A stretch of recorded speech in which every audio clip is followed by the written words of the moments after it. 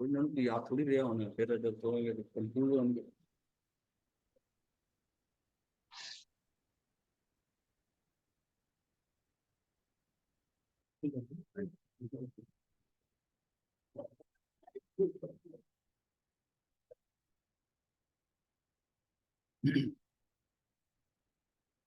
एक बार फिर ये देख लेते हैं, क्योंकि इसमें जो प्रायोग लब्धि है ना, इसमें ये सारी चीजें खूब आएंगी, तो फिर कंफ्यूजन होगा।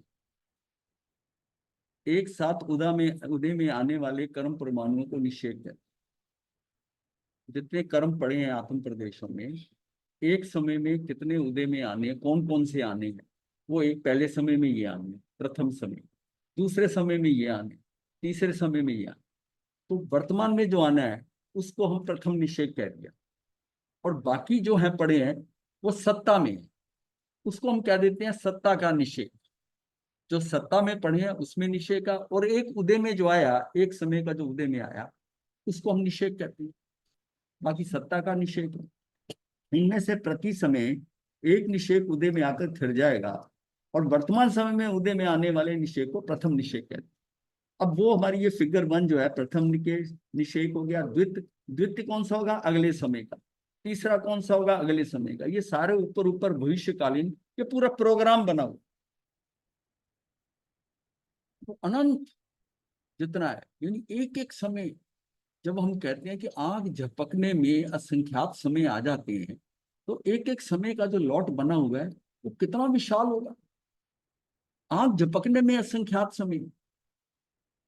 इसके बाद बात आती है कि कर्म परमाणु में स्थिति के साथ साथ उसमें अनुभाग भी है, और अनुभाग के लिए अविभाग प्रतिच्छेदों में नापा जाता है शक्ति का।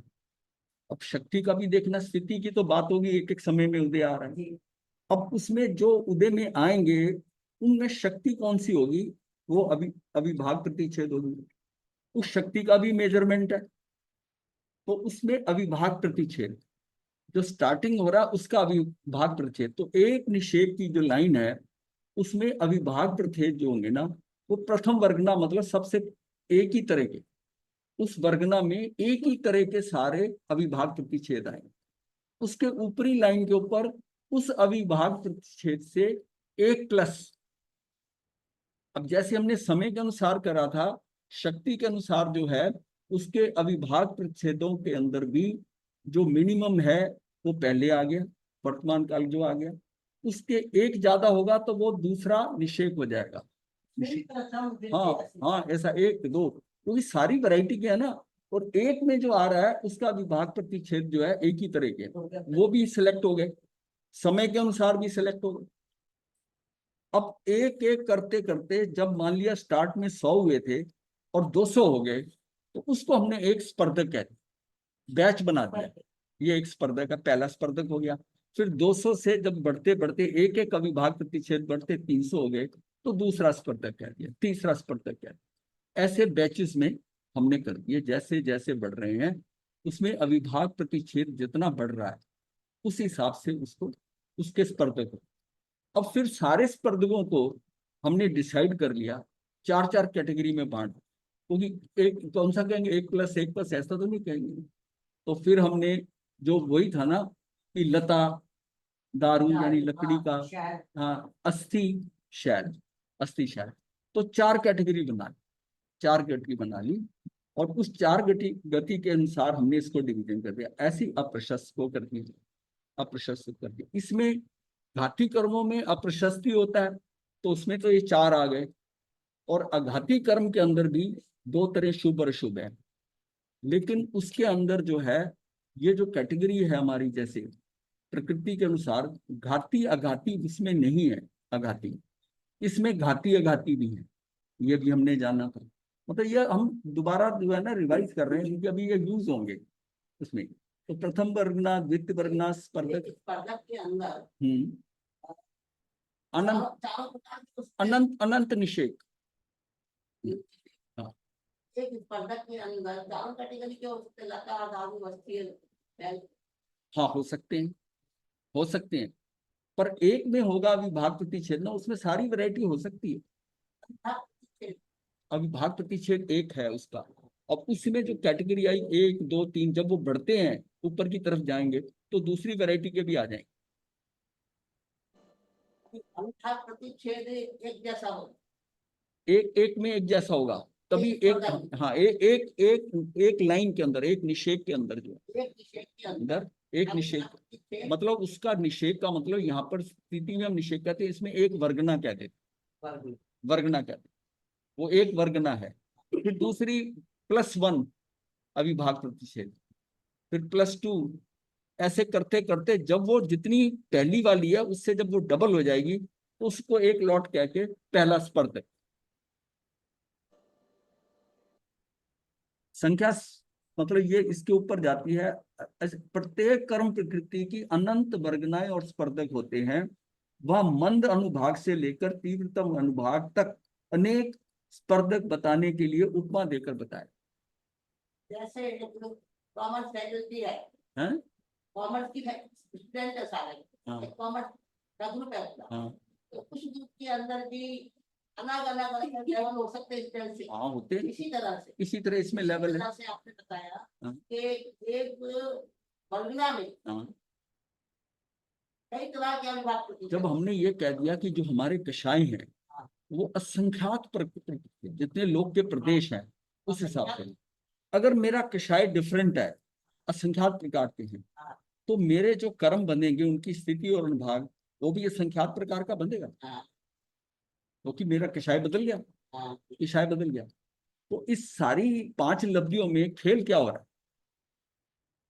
मुझे ऐसी लब्धि दी जा रही है कि मेरे कषाय जो हैं वो कम हो जाए, और कषाय मेरे कम हो जाएं, उससे क्या होगा? एक तो ये होगा कि नवीन कर्म जो है बहुत हल्के बनेंगे, और इसमें यह है कि जो स्टॉक पड़ा हुआ मेरे कर्मों का उसमें परिवर्तन आ, उस स्टॉक के अंदर परिवर्तन, क्योंकि मैं अगर वो घटते हैं जब मेरा मेरा ये अब प्रेजेंट का मेरा कषाय कम होता है, तो जो भारी कषाय से ऊपर ऊपर लाइनों में फंसे हुए थे, यानी कि निषेक और स्पर्ध में, वो वहां से छलांगे लगाते हैं कि भाई अब ये सही हो गया, हम क्यों इतना दुखी हो।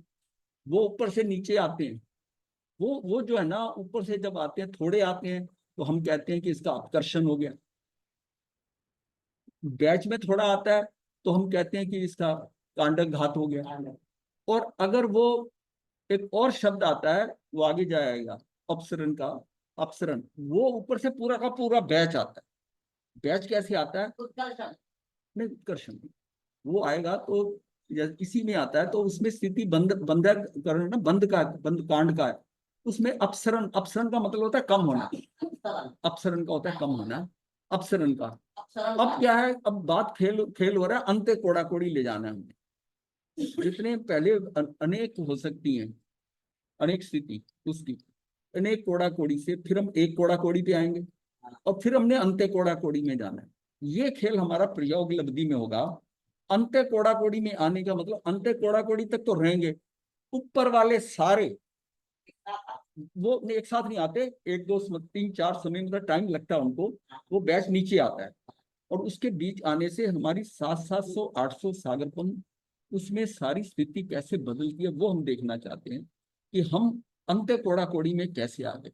अभी तक हमने शिवक्षम लब्धि ली, विशुद्धि लब्धि, अच्छा इसमें करा कुछ नहीं, और प्रयोग लब्धि में करना हमने कुछ नहीं, वो हो रहा है ऑटोमेटिकली, लब्धि से हो रहा है।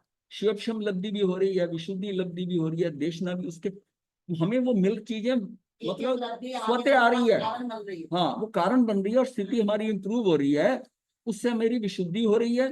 विशुद्धि के बाद मुझे देशना के मिलके निमित्त मिल रहे हैं, उस देशना को मैं करके जो मुझे मिल रहा है, उससे उस लब्धि से फिर मैं जो चिंतन करता हूँ, तत्व निर्णय, तत्व विचार करता हूँ, उससे काम होता है। देशना मिल जाना देशना लब्धि नहीं है, बड़ा देशना लब्धि का मतलब है अब मेरा तत्व विचार होकर वो देशना लब्धि मेरे अंदर आ गई, यानी मेरे अंदर का सिस्टम बदल गया, वो मुझे छू गया अंदर एकदम साथ में। अब उस देशना लब्धि हुई, तो अब उसके बाद आता है कि ये उसका प्रायोग लब्धि। प्रायोग लब्धि के अंदर अब सिस्टम हो रहा होना, ये भी ऑटोमेटिकली है। प्रायोग लब्धि से ये मतलब नहीं है कि कुछ में हम प्रयोग करेंगे, ऐसा नहीं है। हाँ, अपने आप हो रहा है और वो स्थिति और बेटर होगी। और यहाँ धड़ाधड़ कर्म जो है ना, अंत्य कोड़ा कोड़ी तक जाने, अंत्य कोड़ा कोड़ी। जब हम कहते हैं ना एक कोड़ा कोड़ी से, तो एक कोड़ा कोड़ी यहाँ आकर होगा असल में। हाँ, इसमें है, इसमें आएगा विषय में। तो इसमें जो है ये आता, अब मतलब आप पूरा उसको ना, इसको याद करने की जरूरत, समझिए कि ये लब्धियां मिल रही हैं, मुझे इन लब्धियों को पाने के लिए क्या करना, मुझे अपनी कर्म की स्थिति घटानी है और मेरे कषाय घटाने। ये कषाय मैं घटाता हूं, मेरे कषाय कम होते हैं, तो मुझे ये लब्धियां ऑटोमेटिकली आएंगी। और क्यों आएंगी? कि वो लब्धियां अपने आप ही देखेंगे ये जीव अब सम्यक दर्शन प्राप्त करने वाला है, इसको इसके लायक होता जा रहा है, इसको अब सपोर्ट करो। तो ये शुक्ल पक्षी है, लेकिन है मिथ्यात्वी, प्रायोरिटी में है मिथ्यात्वी, पर शुक्ल पक्षी हो गया, शुक्ल पक्षी हो गया, इसका अर्ध पुद्गल परावर्तन सिर्फ रह गया, ये इसमें तो मुक्त होगा ही होगा। अब इसको हमें ये जो है सिस्टम सपोर्ट कर रहा है, सिस्टम से ये भी व्यवस्था में पड़ा हुआ है, ये आकर हमको ये सारी लब्धियां देकर अप्रयोग लब्धि में ले आता है। अब जो कुछ होना है वो करण लब्धि में होना, इसका नाम करण लब्धि। यहां तक तो सब कुछ ऑटोमेटिकली होकर मेरी वो स्थिति आ रही, स्थिति आ रही है। तो प्रयोग लब्धि में क्या होता है कि मेरे कर्म, उनकी स्थिति सत्ता छोटी हो गई, कुछ की प्रकृति बनना बंद हो गया। जिस समय हम कहते हैं ना कि सम्यक दर्शन हुआ तो इसकी इतनी इतनी प्रकृतियां नहीं बनेंगी। हाँ, वो भी इसके अंदर प्रकृति वाइज भी उपसरण होता है, वो भी कम होती है, प्रकृतियां कम हो जाती, मतलब ऐसे ऐसे कि कुछ प्रकृतियां ऐसी है कि उसके लिए उतना कषाय चाहिए, वो कषाय वहां तक उन तक कोड़ा कोड़ी आ गया, वो प्रकृतियां नहीं बनेंगी। कोई बताता थोड़ी है कि भाई ये सम्यकदर्शी हो गया तो इसकी घड़ी। और उनकी हमने बताया था व्युच्छति होती है। व्युच्छति मतलब है कि वो वहां तक तो रहती है, जब तक चौथा नहीं पा लेता तब तक पहले वाली की जो है ना, वो पहले दूसरे वाली की तीसरे में तो जीरो होती है, कोई बंद नहीं होता। तो 41 प्रकृतियों की व्युच्छति होगी, पहले में तो थी लेकिन चौथे पे ही जाते उनकी व्युच्छति होगी।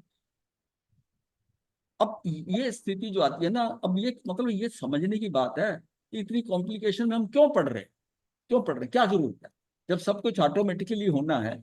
पर अपने को ये समझना है, मतलब आपको असली समझ में आएगा कि हम जैसे झट से कह देते थे 41 प्रकृतियों का बंद नहीं होगा, तो भाई बंद नहीं होगा, कोई बता देता है, कोई करने वाला है क्या कि भाई इसका मत बांध, ये बहुत ये आगे बढ़ गया? नहीं, वो सिस्टम ही ऐसा है। अब उस सिस्टम में उतने कषायों में उतनी उसकी स्थिति जो उसकी बन गई है, जो उसमें उसकी सत्ता जो है। अब क्या होता है जब प्रयोग लब्धि में आ जाते हैं, नवीन कर्म भी अंत्य कोड़ा कोड़ी से ज्यादा नहीं बनेंगे, नवीन का कर्म भी नहीं बनेंगे। और सबसे बड़ी बात क्या है कि यहाँ एक और बड़ा बेनिफिट है कि आपका अप्रशस्त प्रकृतियों का तो सत्ता कम हो रही है, उसका अनुभाग कम हो रहा है, लेकिन हमारा जो अनुभाग जो है प्रशस्त प्रकृतियों का, शुभ का, वो बढ़ रहा है, वो चतुस्थानक। मतलब जो हमने कर्म पहले किए हुए हैं वो उसमें हम इंप्रूवमेंट हो गई, और जो भारी बने हुए हैं वो हल्के पड़ गए। ये डबल लाभ हो गया, डबल लाभ हो गया। हाँ, सब साइड से लाभ हो रहा है। अभी जो भूल से हमारे कर्म बंध गए, कर्म बंद, तभी कहा जाता है तेरे जो कर्म बंधे हैं तो उसकी परवाह मत कर, तू अपना वर्तमान का स्टेटस देख, तू का है कहाँ।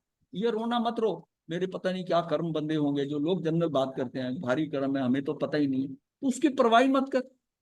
वो तो प्राग भाव के अनुसार तुझे सोचना ही नहीं है, सोचना ही नहीं। ये यहाँ पर अब तेरी क्या स्थिति है, अगर तू यहाँ अपने आप को सही कर लेता है, तूने वहां चाहे खून किए हैं, अब तू खड़ा होकर तेरे भाव जो हैं वो सर्ववृत्ति के हो गए हैं, तुझे सम्यक दर्शन हो गया है। अब तू उसको छोड़, सारा छोड़। अब उसकी उसकी ये सारी क्रिया जो होगी 6 महीने के अंदर कितनी तेजी से हुई, जो अनबिलीवेबल है। सोच नहीं सकता आदमी कि इतनी बड़ा ऐसा किया हुआ और वो 6 महीने में कैसे हो गया। इसका मतलब कितना उत्कृष्ट रसायन अंदर, जो रसायन की शब्द हम कहते हैं वो यही चीज है, यही चीज है, ये हमारे अंदर की स्थिति। इसका मतलब हमें करना क्या है, हमें करना ये है कि अपने को कषायों से बहुत हल्का कर देना है। और वो तब कषाय में हल्का होगा कि जब मैं अकषाय तब होऊंगा जब मैं सोचूंगा ये सारा व्यवस्था में पड़ा है, ये निमित्ताधीन है, ये पर्याय दृष्टि मुझे नहीं करनी, मुझे द्रव्य दृष्टि रखनी है, अपने द्रव्य पे ध्यान देना है। ये जो शरीर है ये मेरा पर्याय है, जो बाहर दिखाई दे रहे ये सब पर्याय है। ये सारा तो ड्रामा है मुझे फंसाने के लिए, मेरी दृष्टि को ना खराब करने के लिए। ये सारे जो है ना वो बैठे हुए, तैयार बैठे हुए, परिवार सदस्य, बाहर की चीजें, ये सारा जो आडंबर बाहर तुझे दिखाई दे रहा है, जितना दृश्यमान है वो तुझे फंसाने को। तूने उधर देखा नहीं, उसके बारे में सोचा नहीं, तू गया, तू गया। तुझे तो अपने को देखना है, अपनी, वो भी अपने में अपनी आत्मा है। वर्तमान स्थिति को समझ उसको सुधार, बाकी सारा हाँ, वर्तमान स्थिति को समझ ले कि तेरे ये सगे नहीं, तेरा कुछ नहीं। अब तू उनका करेगा, वो तेरा मोहनी कर्म है। तो तेरी बुद्धि भी होगी मेरा दायित्व है, तो सब जो दायित्व है ये सब मोहनी कर्म के कारण आ रहे हैं। मुझे इसको दान देना है, ये भी मोहनी कर्म का है। ये सारा खेल, ये सारा मोहनी कर्म से हो रहा है उसके अंदर। अब ये क्या कि सारा फंस रहा हूं मैं मोहनी कर्म के कारण। कुछ तो मुझे दर्शन मोहनी फंसा रहा है, मुझे मिथ्यात्व में ले जाकर मेरी दृष्टि वैसी कर रहा है, उधर से चरित्र मोहनी कर रहा है। तो खेल तो सारा इसका मोहनी कर्म का है, हो रहा है। लेकिन ये क्यों हो रहा है? कि तेरी अज्ञानता और आदर्शन। अब अगर हमें ज्ञान ज्ञान को पालते हैं तो ज्ञान का मतलब ये नहीं। अब बताए ज्ञान का मतलब क्या है? ज्ञान का मतलब गाथाएं याद करना नहीं। ज्ञान का मतलब ये नहीं है कि हम इसको रट ले, मैं इस सूत्र रट लिए, मुझे ये आता है, मुझे वो आता है। ज्ञान का मतलब है तेरे उस ज्ञान से तेरी अज्ञानता कम हुई, जिससे तेरा आदर्शन आदर्शन अज्ञान खत्म हुआ। और तेरा क्या हुआ कि तेरा दृष्टि ठीक हो गई और तू मोहनी कर्म दर्शन मोहनी को त्याग। दर्शन मोहनी को त्यागता है तो 70 कोड़ा कोड़ी वाला जो है, मतलब 70 कोड़ा कोड़ी एक समय में बन सकता है। एक समय, उसके लिए कोई लंबा चौड़ा टाइम नहीं चाहिए। अगर चाहे तो एक एक समय के अंदर बांध ले। हाँ, महामुल्क मतलब उसको एकदम अपने आप को सीधा दर्शन। अगर मेरी दृष्टि ठीक हो गई तो दृष्टि ठीक होने का कि ये कैसे कह दिया कि सम्यक दर्शन वाले ही आगे बढ़ेगा? क्योंकि अगर सम्यक दर्शन हुआ तो उसका क्या मिथ्यात खत्म हुआ। तो 30 कोड़ा कोड़ी 40 कोड़ा कोड़ी के रेंज में आता है, और 40 कोड़ा कोड़ी में भी अनंतानुबंधी चला गया। तो ये ऑलमोस्ट ये समझ लो कि अगर ज्ञानावरणी दर्शनावरणी 30-30 कोड़ा किया तो ये भी 30 कोड़ा कोड़ी की, उसकी सारी रेंज बराबर, अंतराय भी 30 से कोड़ा। अब ये इकट्ठे चलेंगे, आगे इकट्ठे चलेंगे। लेकिन जब तक मेरी स्थिति 70 से कम नहीं हुई दर्शन, तो उसके लिए मुझे दृष्टि ठीक करना जरूरी है। और अगर मैंने ज्ञान लेने के बाद, खूब रटने के बाद इतना समय दिया और दृष्टि ठीक नहीं हुई, तो किसी काम की। ये सारी फिजूल की एक्सरसाइज हो जाएगी कि अगर मेरी दृष्टि ठीक नहीं। बात करते हो तो ये भी है कि अभी सम्यक दर्शन नहीं हुआ है, हाँ, तो भी अंतर ये तो उसका कैटलिटिक एजेंट है। हाँ।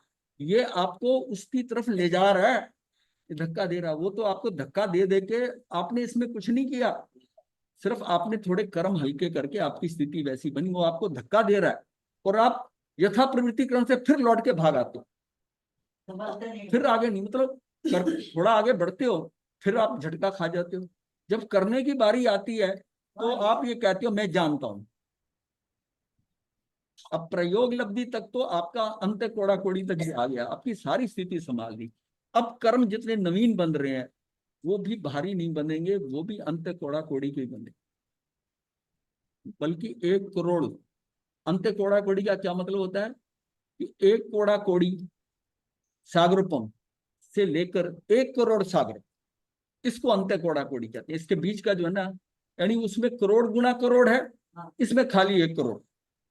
तो 1 कोड़ा कोड़ी सागरपम से जब हम कहते हैं अंत कोड़ा कोड़ी हो गया, तो ये समझिए कि एक साइड पर कोड़ा कोड़ी सागरपम है और दूसरे साइड के ऊपर 1 करोड़ सागरपम है, इसके बीच का। मतलब तो एक करोड़ सागरपम से भी कम, जैसे अंतर्मुख कहते हैं। नहीं, 1 करोड़ सागरपम तक आ गया। अंत कोड़ा कोड़ी कह रहे हैं हम। 1 करोड़ से तो ऊपर, 1 करोड़ से ऊपर। और अंत कोड़ा कोड़ी का मतलब 1 कोड़ा कोड़ी से नीचे। तो यानी कि ये कौन सा होगा? ये करोड़वां हिस्सा ही हो गया। करोड़ इंटू करोड़ की बजाय 1 करोड़ रह गया। तो इसका मतलब ये जो है करोड़वां हिस्सा, उससे ऊपर। और ये सारी स्थिति है हमारी कि हमने इसमें आना है, और ये प्रयोग लब्धि से हम इसमें आ जाते, इससे पहले नहीं आते। इससे पहले नहीं आता। और इसमें एक बार में 700 से 800 सागर तो उड़ता है, 700-800 सागरों में एक बार, ऐसे करके करीब 34 स्थान है इसमें। यार वो लंबी चौड़ी बात है, हम इतना ये समझे कि इस स्पर्धक, मतलब ये मैं रिवाइज इसलिए कर रहा हूँ कि ये सब आएगा तो फिर इतने दिनों का याद नहीं रहा। हाँ, घाती कर्म में मंद से ये लता भाग, दारू भाग, अस्थि और शैल है। अब जो कर्म अस्थि और शैल के होंगे वो लता और दारू के हो जाएंगे, दारू के हो जाएंगे। और इस तरह ही जो जो कर्म दूसरे कर्म है जो इसके अघाती कर्मों के, हाँ वो सारे, हाँ वो उसमें है, उसमें आ जाएगा खांड शक्कर, उसमें उसमें जाएंगे। हाँ, और उसमें चतुस्थान तक चल जाएंगे, द्विस्थान से। हाँ, गुड़ खांड शर्करा और अमृत, अमृत है। तो इस तरह हम देखते हैं कि ये सारा, और जो अघाती अप्रशस्त प्रकृति है वह निम्ब कांजीर विष और हलाहल, और इसमें विष हलाल खत्म हो जाएगा, निम्न कांजिर रह जाएगा। ये तो अप्रशस्त प्रकृतियां। तो अप्रशस्त प्रकृतियां तो में से तो ऊपर की दो जो भारी वाली है वो खत्म हो जाएंगी, नीचे की रहेंगी। और प्रशस्त के अंदर हमारी नीचे की हल्की भी ना, वो चतुस्थान तक चली जाएगी, चारों की चारों हो जाएगी। डबल बेनिफिट है। अब ये हमने देखा था कि जो घाती कर्म है, घाती कर्म है, इसमें सर्वघाती प्रकृति होती है। यहाँ पर किसकी, जो सर्व सारी घात जो है सर्वघाती जिसमें आ जाएंगे, शैल अस्थि और दारू का बहुभाग। ये बाद में ये जो बहुभाग है ना दारू का, ये भी एक भाग हो जाता है, इधर आके मिल जाता है, हल्का पड़ जाता है। शैल अस्थि और दारू भाग इधर, ये देशघाती प्रकृति है, ये सर्वघाती है, दोनों घाती के ही, ये घाती के। ये स्पर्धकों के बाईस, क्योंकि इसमें देशघाती सर्वघाती इसलिए डिवीजन करा गया है। अब घाती में ये नहीं होता, घाती में सर्वघाती देशघाती कुछ नहीं है अघाती, इसलिए उसका शिवक्षम भी नहीं होता। तो ये हमने प्रकृति देशघाती होने पर भी स्पर्धक दोनों प्रकार के, सर्वघाती देशघाती, केवल ज्ञानावरणी सर्वघाती प्रकृति के हैं, और सभी स्पर्धक सर्वघाती अर्थात पूरा घात करते हैं। पर्याय में केवल ज्ञान प्रकट नहीं होता। हाँ, मतलब पर्याय तो शिवक्षम से आएगी ना, तो उससे नहीं होगा। मति ज्ञानावरणी देशघाती प्रकृति है, इनके सर्वघाती स्पर्धकों का कभी उदय नहीं होता। ये नहीं कि उसके सर्वघाती नहीं होते, सर्वघाती होते हैं, लेकिन उसका उदय नहीं होता। हाँ, उदय नहीं होता, ये भी हम कर चुके हैं। और इसमें था कि शिवक्षम की परिभाषा क्या है, कि वर्तमान कालीन सर्वघाती स्पर्धकों का उदय भावी क्षय, जितना हमारे सर्वघाती कर्म हैं शिवक्षम में क्या है, उसका उदय भावी क्षय की वो उदय में नहीं आए। उदय भावी क्षय का मतलब है कि क्षय का मतलब जैसे खत्म हो जाना है, नष्ट हो जाना, वो नहीं है। सत्ता में पड़े हैं, उदय में नहीं आएंगे, इसको कह दिया उदय भावी क्षय, उदय भावी क्षय होगा। और इसमें क्या है कि यहाँ क्षय का अर्थ सत्ता से नाश नहीं है, सत्ता में रहते हुए परंतु उदय में कभी नहीं आते, वहीं बने रहते हैं। स्थिति पूर्ण हुई तो देशघाती रूप आकर उदय में आते हैं, देशघाती रूप उदय में आ जाएंगे। उनका उदीर्णा होकर उदय रूप ना होना ही सदवस्था रूप उपशम, यानी कि अप्रशस्त उपशम कहलाता है।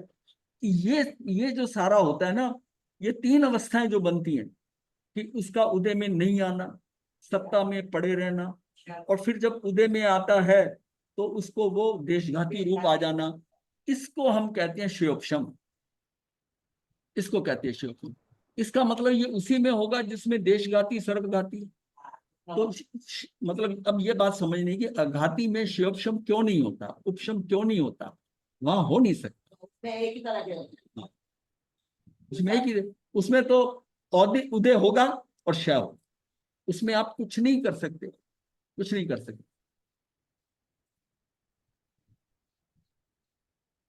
वर्तमान में सर्वघाती स्पर्धों का उदय नहीं होना क्षय कहलाता है, ये हो गया। अब आगे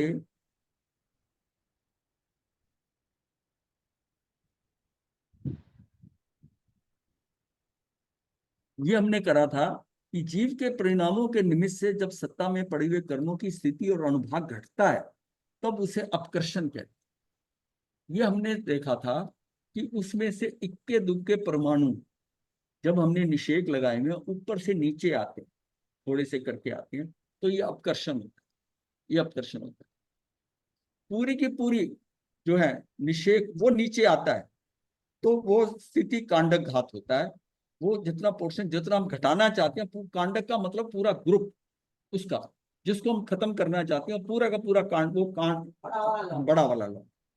तो मतलब समूह का नष्ट करके जब सभी परमाणु नीचे के निषेकों में आ मिलते हैं, तब उसे स्थिति कांडक घात कहती है। जब उनके स्पर्धकों का अभाव होकर सभी परमाणु नीचे कम अनुभाग वाले स्पर्धकों में आ मिलते हैं, उससे कांडक घात द्वारा कर्म की स्थिति और अनुभाग दोनों घटते हैं, परंतु नष्ट नहीं होते, और नीचे आता है तो वो अनुभाग कांडक घात। ये हमने पहले किया हो।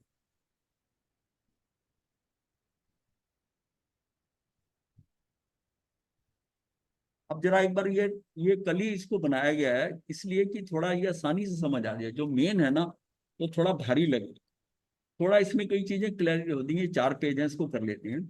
प्रायोग लब्धि में आ क्या है? शिवक्षम लब्धि, विशुद्धि लब्धि और देशना लब्धि पूर्वक जीव की विशुद्धि प्रति समय बढ़ती जाती है। इस कारण आयुष कर्म के अतिरिक्त अन्य 7 कर्मों की स्थिति घटकर अंत कोड़ा कोड़ी सागरपम प्रमाण रह जाता है।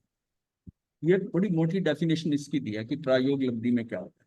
स्थिति का ये घटना स्थिति कांडक घात द्वारा होता है। अप्रशस्त कर्मों का अनुभाग घटकर घाती कर्मों का, लता और दारू भाग रूप स्पर्धकों का, तथा घाती कर्मों का निम्ब और कांजीर रूप स्पर्धकों के शेष रहता है, और अंत कोड़ा कोड़ी अर्थात कोड़ा कोड़ी से कम, करोड़ सागरपम से अधिक। हाँ, अप्रशस्त कर्मों के अनुभाग का ये घटना, घटना यहाँ घटना का मतलब घटत है। अब अप्रशस्त कर्मों के अनुभाग का ये घटना यानी घटत जो है, अनुभाग कांडक घात द्वारा होता है। प्रायोग लब्धि में जो नया कर्म बंध होता है, उसमें स्थिति बंध भी अंत्य कोड़ा कोड़ी सागरपम का होता है। अब इसमें आगे जो कर्म बनेंगे वो भी अंत्य कोड़ा कोड़ी सागरपम। जो क्रम से घटता जाता है उसे स्थिति बंध अपसरण कहते हैं। स्थिति बंध अपसरण, हजारों हजारों स्थिति बंध अपसरण होने पर क्रमशः कुछ प्रकृतियों का बंधना रुक जाता है, उसे प्रकृति बंध अपसरण कहते हैं। अब वो जो हमने बात की है कि कुछ प्रकृतियां बंधेंगी नहीं, कहीं पर उसका कषाय है नहीं। हाँ, कषाय है नहीं, वो नहीं बनेगी, वो बनेगी, वो ऑटोमेटिकली होगा। ये हजारों हजारों स्थिति बंध अपसरण होगी, हजार, वो भी देखेंगे कैसे होगा। ये बड़ी मोटी मोटी डेफिनेशन है समझने के लिए दिमाग। स्थिति और प्रकृति का बंध घटता है, उसी तरह अप्रशस्त कर्मों में घटता हुआ द्विस्थानगत अनुभाव बंद होता है। मतलब ये घटते हुए तो अनुभाव भी जो है ना द्विस्थानगत हो जाता है, परंतु प्रशस्त प्रकृतियों में बढ़ता हुआ चतुस्थानगत अनुभाव बंद होता है। तो प्रदेश बंद भी अनुत्कृष्ट और अजगन्य होता है। ये प्रदेश बंद की बात क्यों आई? अब हम तो स्थिति और उसकी कर रहे हैं, तो स्थिति के अंदर जो प्रदेश बंद हो रहा है, यानी कि जो कर्मों की मात्रा है वो भी उत्कृष्ट नहीं होगी, हाँ, और जघन्य नहीं होगी, क्योंकि इसमें सम्यक दर्शन नहीं होता। अगर किसी की स्थिति जो है कर्म बनने की जो है, वो प्रदेश बंद जो हो रहा है वो उत्कृष्ट हो रहा है और या जघन्य हो रहा है, बिल्कुल, उसमें भी परम उपशम जो, मतलब उपशम जो है सम्यक दर्शन है ना, प्रथम उपशम सम्यक दर्शन नहीं होता, उसमें नहीं होता। प्रदेश बंद भी अनुत्कृष्ट और अजगन्य होता है। प्रदेश बंद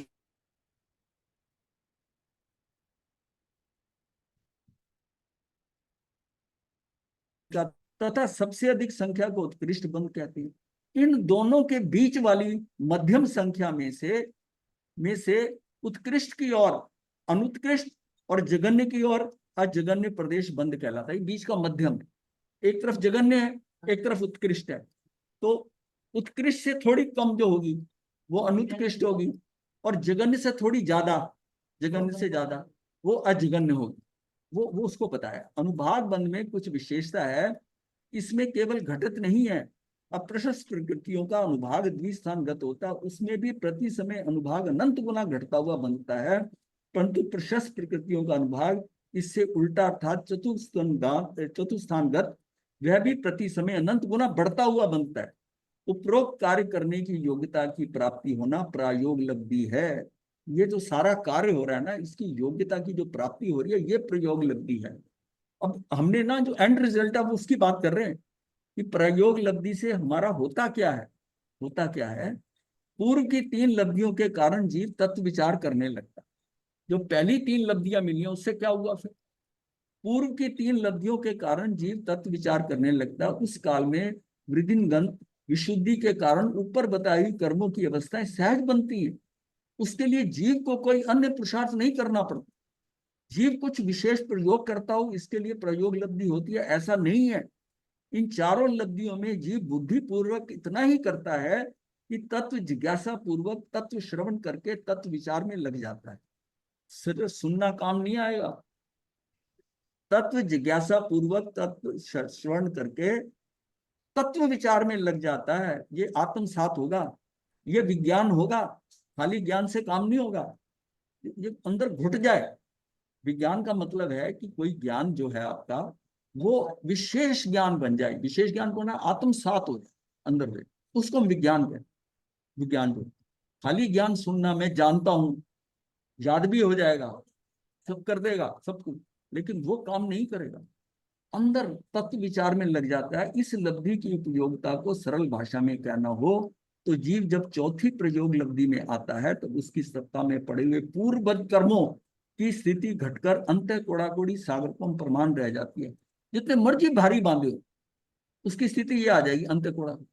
कहाँ 30 कोड़ा कोड़ी 70 कोड़ा कोड़ी के बांधे हैं, वो अंत कोड़ा कोड़ी, यानी कि उसमें अंत कोड़ा कोड़ी का मतलब ये हो सकता है कि वो 1 करोड़ से थोड़ी ज्यादा, 1 करोड़ की सागरपम प्रमाण रह जाती है। उसी तरह नया होने वाला कर्म बंध भी अंत्य कोड़ा कोड़ी सागरपम से कम स्थिति वाला होता है, वो भी अंत्य कोड़ा कोड़ी से कम वाला होता है। तथा कितनी ही प्रकृतियों का बंधना रुक जाता है, प्रयोग लब्धि में जो नया कर्म बंध होता है उसमें स्थिति बंध भी अंत्य कोड़ा कोड़ी का होता है, जो क्रम से घटता जाता है उसे स्थिति बंध अपसरण कहते हैं। ये स्थिति बंध अपसरण है कि उसकी स्थिति कम हो, अब इससे ज्यादा बंधेगा ही नहीं, इतना कम। हजारों हजारों स्थिति बंध अपसरण होने पर क्रम से कुछ प्रकृतियों का बंधना रुक जाता है, इसे प्रकृति बंध अपसरण कहते हैं। वो बंधेगी नहीं, प्रकृतियां नहीं बंधेंगी। अपसरण अर्थात कम होना। कहीं पर ये कहते हैं 46 नहीं बनेगी, फिर उसमें से कुछ बनने लग जाती है, नेट 41 आता है। 41 कृतियों का अगर सम्यक दर्शन हो जाता है तो उसका बंध नहीं। अपसरण अर्थात कम होना, यानी कि घटना। एक बात जानने योग्य है कि इस तरह उत्कृष्ट स्थिति बंद करने वाला जीव प्रथम उपशम समेत प्राप्त नहीं कर सकता। उसी तरह श्रेणी में आरूढ़ होने वाले जीवों के समान जो जघन्य स्थिति बंद करता है उसे भी प्रथम उपशम समेत प्राप्त नहीं हो सकता। इसलिए कहा गया कि अनुत्कृष्ट और अजघन्य, यानी कि बीच वाले पोर्शन के अंदर ये होगा। प्रयोग लब्धि के कारण 7 कर्मों की स्थिति घटकर अंत्य कोड़ा कोड़ी सागर का अर्थ है कि कोड़ा कोड़ी सागरपम से कम और 1 करोड़ सागरपम से अधिक संख्या की स्थिति का होना स्थिति कांडक घात द्वारा होता है। कांडक यानी खंड अर्थात टुकड़ा। अनेक निषेकों के समूह को यहाँ कांडक कहते हैं। एक समय में एक एक निषेक, इस तरह अनेक निषेक कोड़ा कोड़ी सागरपम की स्थिति में रहते हैं।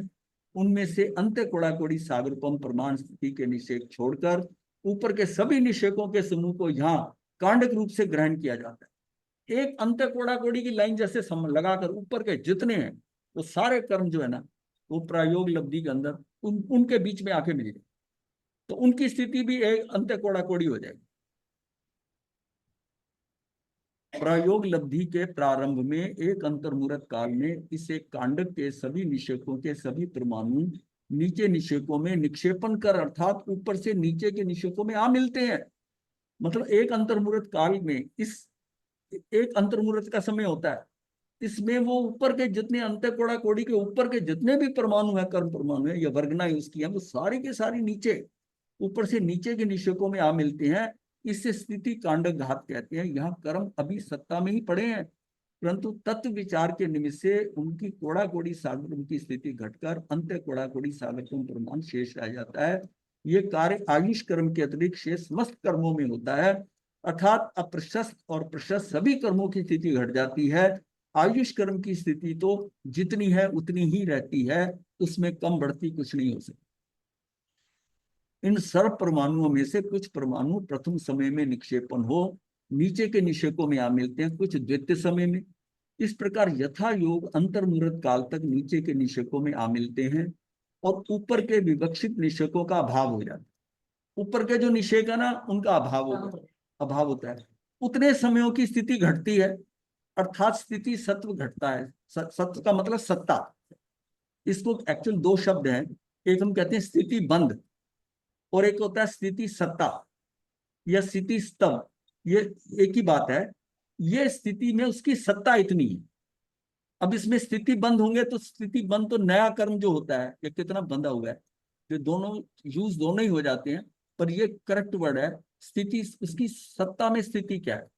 अब स्थिति क्या है? स्थिति सत्ता घटता है, वो घटने लग जाती है। इस दृष्टांत को समझते हैं जैसे स्थिति सत 48 समय किसी कर्म का जो है ना वो लॉट है, जो उसकी 48 समय की स्थिति सत्व है, सत्ता है कि ये इसका स्थिति बंद हमने 48 समय का किया है। उसके 48 निषेक है। नेचुरली बात है, 48 समय क्या किया है तो जितनी भी संख्या होगी वो 48 निषेकों में खत्म होगी। जब उसका टाइम पीरियड ही 48 है और एक निषेक एक समय में उदय में आना है तो 48 निषेक होगा। अब परमाणु तो कुछ बहुत हो सकते हैं, पर निषेक कितने हैं? तो सर्व निषेकों के परमाणु मान लिया 25,000 है। 25,000 टोटल परमाणु है उस कर्म के, और उसमें निषेक जो है वो इसलिए कि कर्म 48 समय का बंधा है तो निषेक भी 48 होंगे जब उदय में आएंगे। तो उनमें से 8 निषेकों का ऊपर नाश अर्थात अभाव करना है, अर्थात 8 निषेकों का एक कांडक। अब ऊपर के क्या है कि इसमें यह है कि 8 निषेक घटाने अपने को, तो 8 निषेकों का एक कांडक का घात करना है। उनमें 1000 परमाणु है। अब नीचे ज्यादा होते हैं 25,000 में से, जो जो ऊपर जाते हैं ना तो वो कम होते रहते हैं। तो अर्थात 8 निषेकों में कांडक का घात करना, उनमें 1000 परमाणु है। वह परमाणु शेष 40 निषेकों में ऊपर से नीचे आते हैं। जब ऊपर से नीचे आते हैं तो जब नीचे के 40 हैं जो 48 से टोटल, उसमें से 8 हमने खत्म करने हैं, तो पहले 40 में ऊपर के 2 छोड़कर नीचे के 38 में मिला लेते हैं। सिस्टम है कि ऊपर के 2 छोड़ देते हैं। हाँ, वो एकदम ऊपर के छोड़ के फिर नीचे उसमें आ गए। ऊपर के 2 निषेकों को छोड़कर नीचे के 38 निषेकों में आ मिलते हैं। उनमें से कुछ परमाणु पहले समय में, कुछ दूसरे समय में। इस प्रकार है 8 का तो उड़ाना है ना, कांडक करना उनका, तो वो ग्रुप हमने छोड़ दिया गया। अब हमने स्थिति घटानी है, तो ये माना है, ये समझाने के लिए दृष्टांत है कि इससे क्लैरिटी होती है कि हमने इसका समय जो है ना, मैंने 48 का 40 करना है। अब कर्म तो नहीं इधर उधर करेंगे, वो कर्मों को जो ऊपर के 8 में पड़े हुए हैं कर्म वो नीचे कर लाऊं। जब नीचे लाता हूं तो 40 की बजाय वो कहा कि 38 में लाओ। कई पहले समय में आएंगे, कोई दूसरे समय में आएंगे। इस प्रकार 4 समयों तक मिलते हैं। चौथे समय में शेष सभी परमाणुओं को उन 38 निषेकों में मिलाकर ऊपर के 8 निषेकों का अभाव होता है। ऊपर के 8 निषेक हमने उड़ा दिए, अभाव होता है। इस तरह 48 समयों का स्थिति बंद घटकर 40 समय का रह गया। ये तो दृष्टांत हुआ। इस दृष्टांत से मतलब समझ आता है कि इस तरह हम घटा सकते हैं कि ये जो है ये नीचे आएगा। अब इसमें हम कुछ नहीं करते, ये तो मेरी कषायों की स्थिति के अनुसार वो उतना ऑटोमेटिकली होगा। ये तो हाँ, ये समझाने के लिए बताया कि कैसे एक कांड कैसे आता है ऊपर से नीचे। अब ये जो 8 है ना, ये 8 का एक कांडक हो गया। ये मुझे तो 8 का खत्म करना जितने ऊपर से। अब इसमें देखिए ना कि अंत कोड़ा कोड़ी करना है और एक कोड़ा कोड़ी है, तो ऊपर अंत कोड़ा कोड़ी के ऊपर के जितने हैं वो मेरा कांडक हो जाएगा। वो सारा का सारा लाना है मुझे नीचे ऑटोमेटिकली। ये सारा काम प्रयोग लब्धि में होता है। लेकिन वास्तव में कोड़ा कोड़ी सागरों के निषेक कांडक घात द्वारा नष्ट होकर, उनमें से नष्ट का मतलब यह अभाव होता है, उनमें से सर्व परमाणु अंत कोड़ा कोड़ी सागरों परमाणु नीचे के निषेकों में आ मिलते हैं। इसलिए अंतर मुहूर्त में कोड़ा कोड़ी सागरों की स्थिति बंद घटता है और अंत कोड़े कोड़ी सागरपम सागरपम जो है उसका जो है ना वो शेष रहता है। जिस तरह कांडक घात, ये प्रमाण होते हैं, प्रमाण है ये थोड़ा है। जिस तरह का स्थिति कांडक घात द्वारा कर्मों का स्थिति बंद घटता है और अंत्य कोड़ा कोड़ी सागर प्रमाण रहता है, उसी प्रकार अप्रशस्त कर्मों का अनुभाग घटकर अनंत में भाग प्रमाण अनुभाग शेष रहता है। ये कार्य अनुभाग कांडक घात द्वारा संपन्न होता है। पूर्व में सत्ता के अप्रशस्त प्रकृतियों में जितना अनुभाग था उसके अनंत भाग करके बहुभाग स्पर्धकों का अनुभाग घटकर एक भाग जितने स्पर्धकों के समान कम अनुभाग होता है।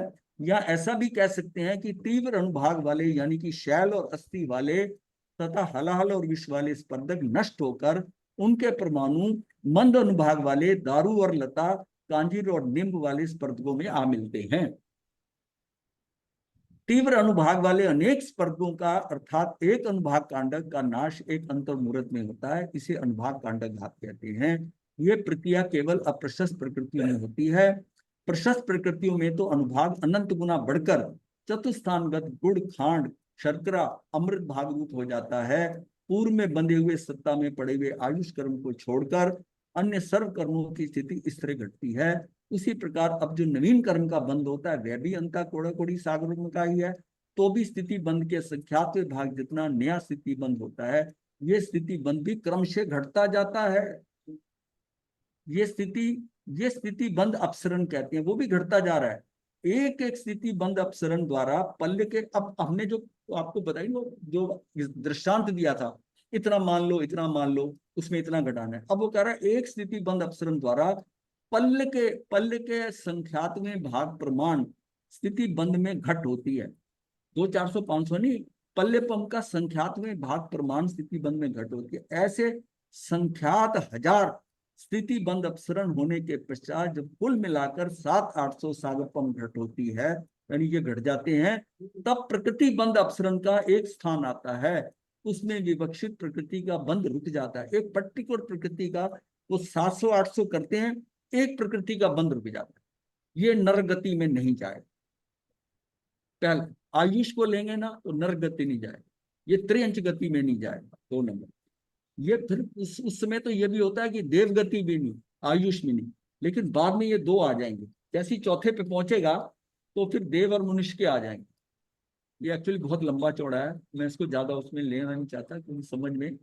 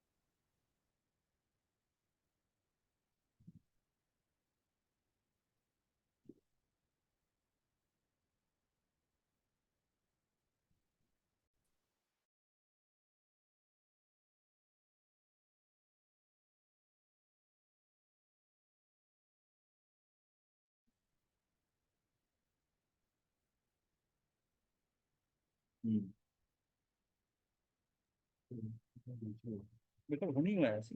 तो ये 700-800 सागरपम जब होता है, इस तरह आप मान लिए कि 34 प्रकृतियां डिफरेंट बैच की हैं।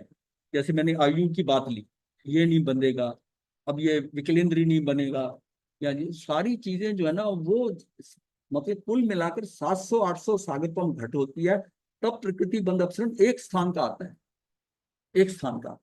उसमें विवक्षित प्रकृति का बंध रुक जाता है। इसके पश्चात फिर से संख्यात हजार स्थिति बंध अपसरण द्वारा स्थिति दोबारा 700-800 सागरपम जितना घट जाता है, तब प्रकृति बंध अपसरण का दूसरा स्थान आता है।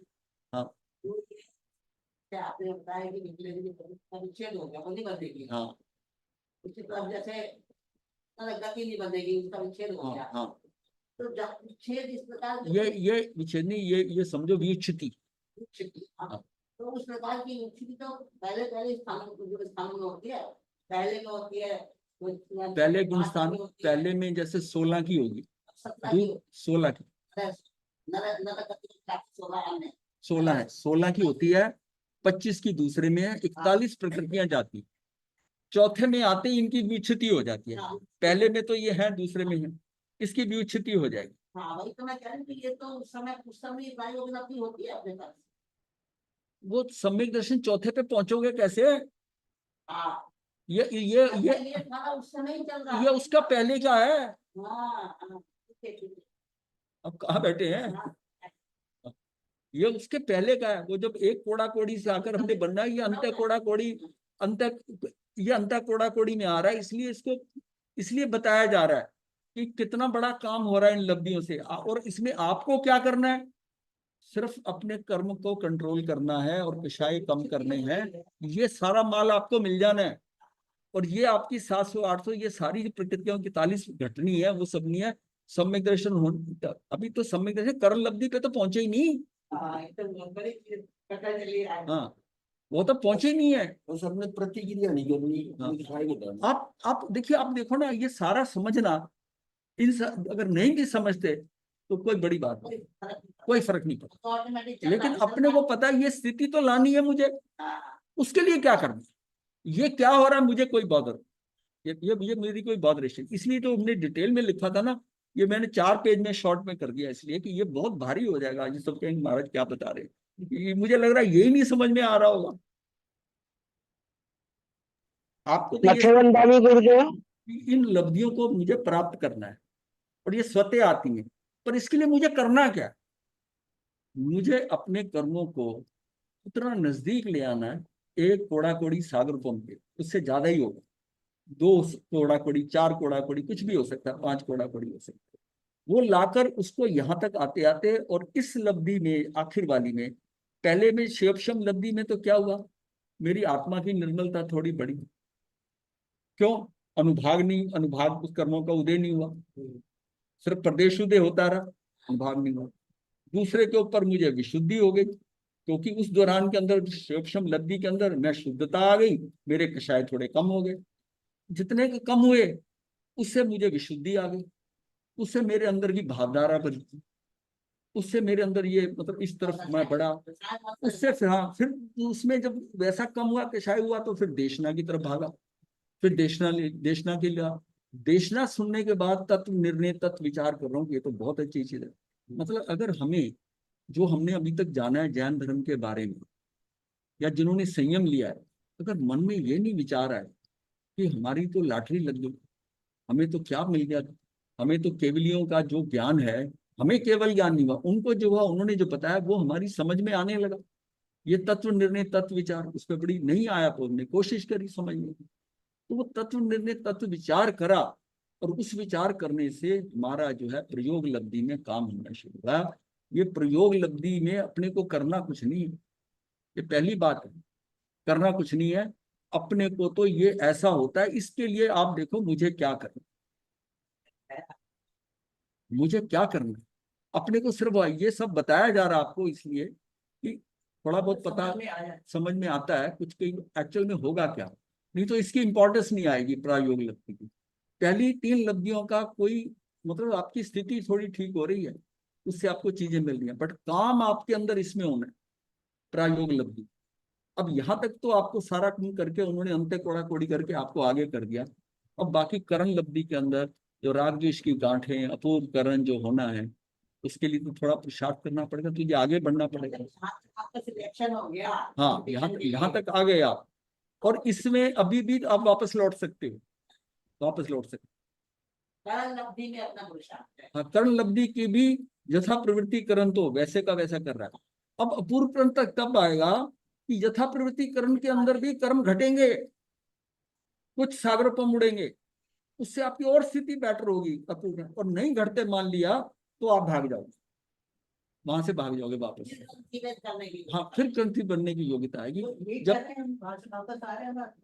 बहुत बार आए यहाँ, ये सारी मिली हुई है कई बार, यथा प्रवृत्ति करण से वापस चले गए होंगे, मतलब पॉसिबिलिटी कहा जाता है। मत्स्यगंधा में गुरुदेव हाँ एक जी, प्रश्न पूछना था। हाँ ये बोलिए। जो आपने बताया था स्थिति जोर से बोलो यार, कुछ उसमें ये आवाज आ नहीं रही। 1 मिनट गुरुदेव। हाथ में ऐसे पकड़ लो मोमबत्ती, सीधा थोड़ा गैप से कर लो ना, आप लोगों का स्टार्च वो लगा नहीं होता ना हार्ड, इसलिए आवाज पूरी तरह आती नहीं है। हाँ गुरुदेव, मैं पूछना चाह रही थी हाँ, कि जैसे स्थिति कांडक घात आपने बताया था, वो जो 48 वाला एग्जांपल दिया था, तो वो फिर से रिपीट होता है कि बस एक ही बार होता है स्थिति कांडक घात? जैसे 48 से 40 में आ गए, 40 से फिर और रिपीट होएगा वापस? हाँ, तो भी बताया ना कि इसमें कई बार होना है, संख्यात हजार स्थिति बंद अपसरण होने के पश्चात जब कुल मिलाकर 700 800 घटता है, इस तरह करते हुए 34 बार होता है। हाँ, मतलब चौथी स्थान खत्म होनी है ना। एक स्थान हाँ, के जो है वो चौथे आप चाहोगे तो मैं तो स्थान भी बता दूंगा, लेकिन इतनी कॉम्प्लिकेशन में क्यों जाना। हाँ, मतलब आपको मैं बहुत, ये 4 पेज बहुत मोटा आइडिया दिया है, बहुत मोटा मोटा आइडिया दिया है कि हो क्या रहा है अंदर और मुझे क्या करना है। आपको तो मकसद है मुझे क्या करना है। इसका मतलब है आपको अपने कर्मों का प्रतिक्रिया ना करके कर्मों की स्थिति इतनी कम कैसे होगी। कषाय कम होंगे, कषाय कम होंगे, स्थिति अनुभाग कम होगा, स्थिति अनुभाग कम होगा। फिर मैंने ये भी बताया कि प्रदेश की उसकी मात्रा भी खत्म होगी, इसमें कर्म भी बहुत थोड़े आएंगे, उतना ही आपका मतलब सारी सिस्टम में आपको। हाँ, मेन है कषाय का, मेन आपको है कि प्रतिक्रिया नहीं करनी, कषाय नहीं करनी, प्रतिक्रिया ही नहीं है ना। एकदम सारा बस मतलब ये है धर्म। अब हम कहते हैं मैंने ये लिखना है, मैंने ये पढ़ना है, ये करना है, ये सारा। कौन है अब आप कंपैरिजन करो, ये जो लिखना पढ़ना हुआ है ये क्या है, और जो लिख पढ़ के नोट करके रखता है वो क्या है। ये सारी जो, ये सारा जो प्रयास किया जा रहा है कि ये सारे उस अगर जिस जहां ये ग्रंथों में ही है ना, ये जिन ग्रंथों से लेकर ये ऐसा सारा पढ़ के डायरियों से बनाया गया है, उसको अगर आप देखोगे ना तो आप 2 मिनट में किताब बंद कर दो, 2 मिनट में किताब बंद कर दो। सिर्फ ये है कि इसमें हम उस निष्कर्ष पे पहुंचे, इसको करते करते हमें ये शब्द है जो आप हमें करवा रहे हो, समझा रहे हो, ये इसलिए बता रहा हूँ, शब्दों से भी तो रसायन बनता है ना। हाँ, इन शब्दों से जानने से कौन- ये शब्द याद नहीं करने पर, इससे आपको जब जहाँ शब्द आएगा ना तो आप व्याख्या में अटक जाते समझ हैं। जाते हैं। हाँ, कम से कम ये तो आए कि ये मैंने सुना हुआ है और ये कोई ऐसा शब्द नहीं, इससे ये कम होता है आपसे। तो ये सारे में ना एक मतलब आपको एक फ्लो बनता है, और 2-4 बार पढ़ोगे। अब यही मैं आपको 4-5 बार करा दूं तो आपको समझ में आ जाएगा। मैंने ये सारा कराने के बाद में ना जो कॉम्प्लिकेटेड वाला एक बार दिखा तो दूंगा मैं। हाँ, हमें इतना तो उसमें उसमें पता नहीं क्या समझ आ जाए। समझ आता है। ये बहुत है, इतने में बहुत है। ये तो आपने पूरा सिद्धि का एक पैकेज बना के दे दिया इस तरह से। इसको लिखने में 5 घंटे लग गए हैं, कल का दिन सारा, और इन्होंने सुबह स्कैन करके डाला है। ये इसकी क्लास शुरू होने से आपने क्या कहना चाहिए, पूरी सफलता का एक बंडल बना के हमको दे दिया। कि मतलब आप समझो तो सही क्या है। तब प्रकृति ये जो है ना, ये देखो ना, यहाँ प्रकृति बंध अपसरण का दूसरा स्थान आता है, इसमें अन्य विवक्षित कर्म प्रकृति का बंध रुकता है। इसी प्रकार तीसरी बार प्रकृति बंध होता है, और यह क्रम 34 बार होता है। ये बहुत शॉर्ट में 4 पेज में जो कर दिया, ये आपको समझना है।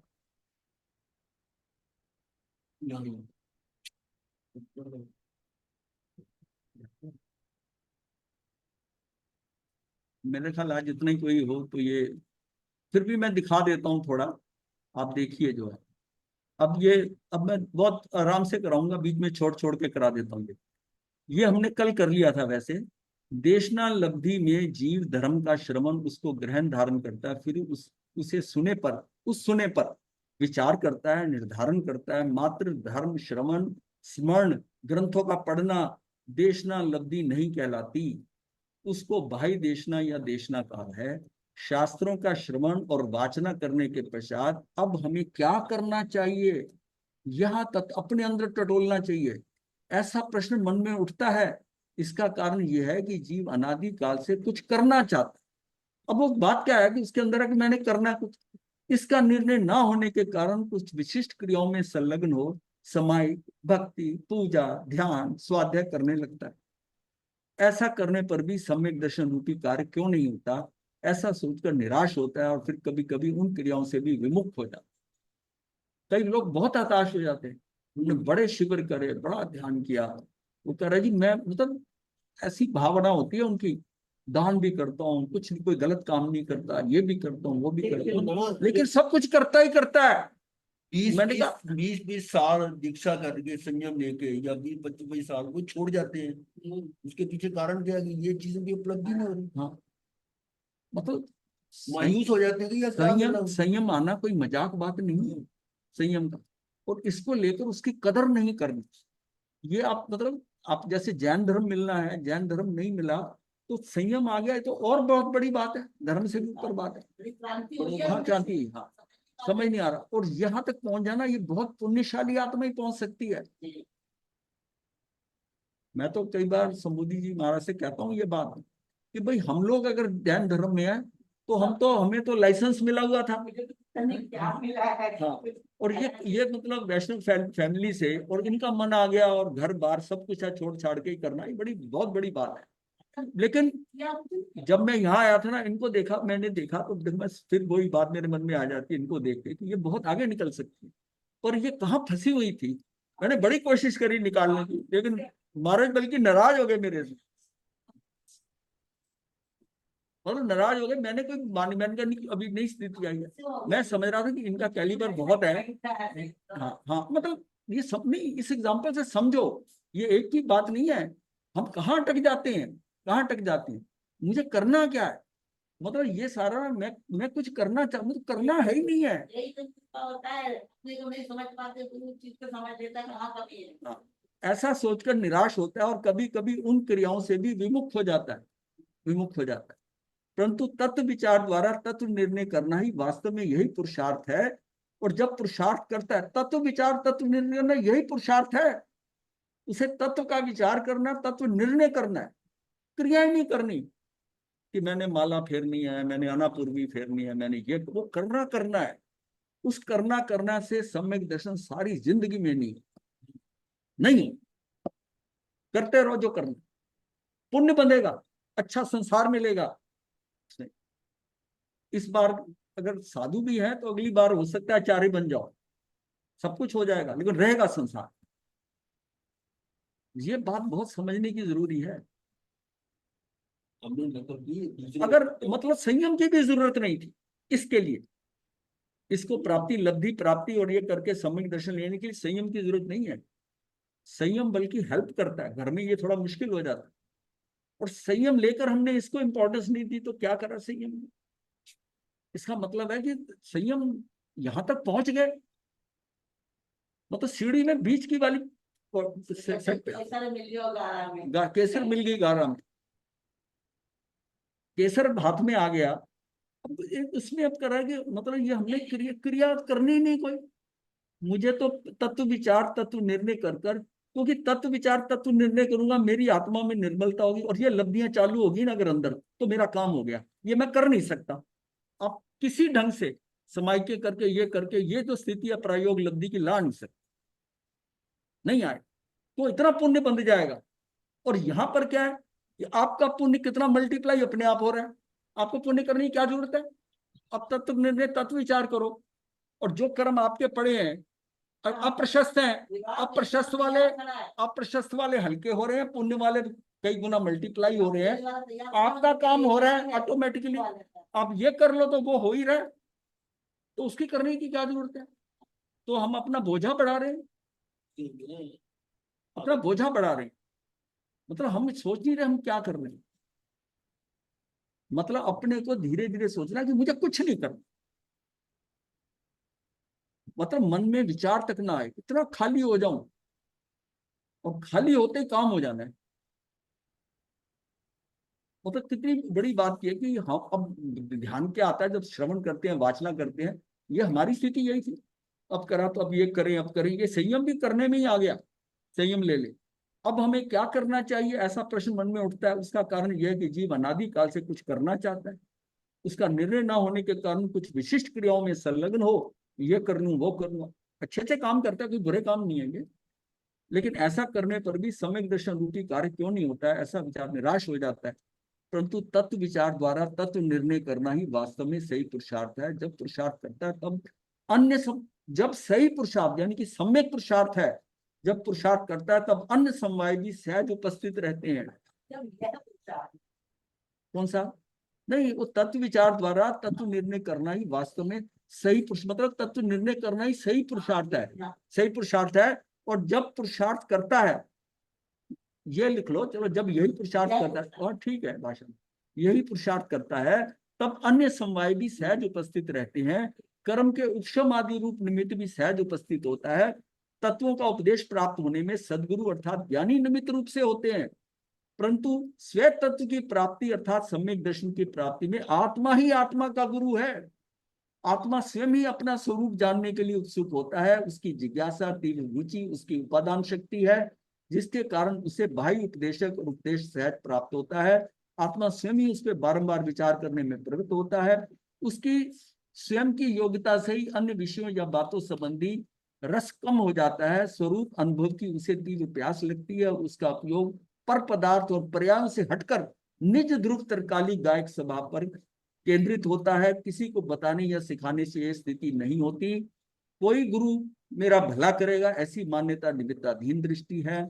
निमित्त अर्थात गुरु तो होते हैं, देशना भी होती है, परंतु देशना लब्धि तो उपादान से प्राप्त होती है। सच्चा कारण तो उपादान रूप से अपने द्रव्य में ही विद्यमान है।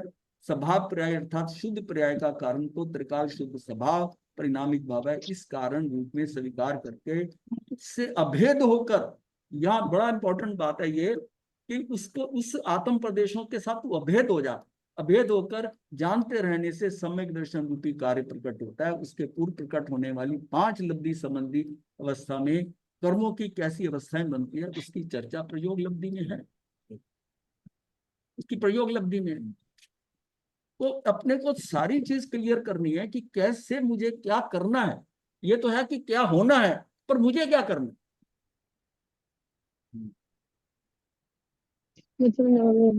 हाँ जी। मठेवन सुख साता गुरुदेव गुरुदेव सुख साता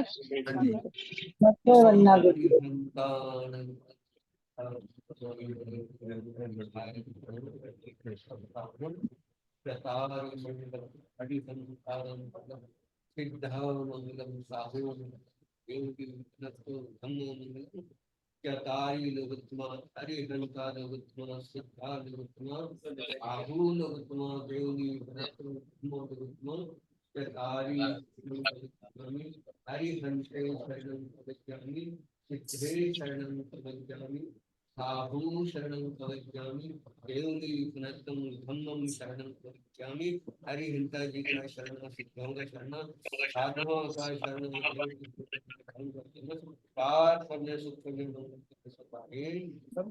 मठेवन वंदना मठेन वंदामि गुरुदेव मठेन वंदामि सुख साता मनसा हाँ सबने करना चाहिए